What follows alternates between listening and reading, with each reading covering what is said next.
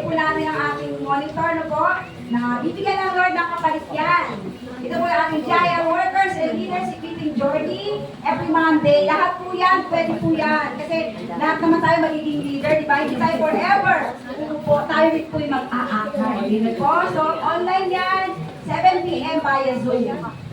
Then, basic Bible seminar, mas lalo po ito sa mga bago po. Sa mga estudyante natin, mga nag-post PGR, kung may time naman, walang assignment, 7 p.m. online po ito.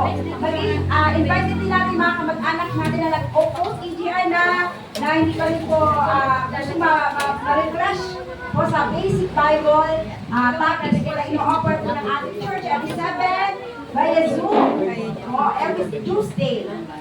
And next mo, yan, yung mga post-EGR, 2025 and 2026, meron na po tayo ang SOL. School of Leaders, starting August 2, next Sunday po yan, 2 p.m. Prayer revival, every 6 o'clock dito po tayo po. No? Sama-sama tayo, nanalangin kasi lang po natin.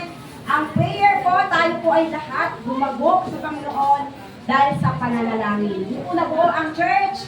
Lalo na po ngayon, ako, sa ating closing prayer, isasama po natin ang prayer for the anniversary, JIM 48th anniversary. Don't watch, po, 5 a.m. Last Saturday, na meron po tayo, pero sa August 1, tayo po ay online.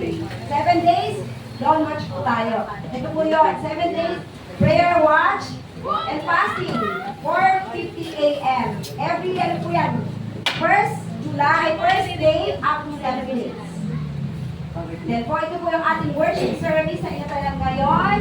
May umaga, meron din po tayong 8 to 9 na BBS at sharing of our devotion. Dahil nalalangin tayo na pupunuin ng Lord ko at matutuloy din po yung ating first service. Amen po. Tayo po ay nag-first service noong June 28. Kailan a-answerin ng Lord na tayo po ay magkakaroon na po ng first service. Yan po ay tayo rin po ang gagamitin ni Lord. Amen po.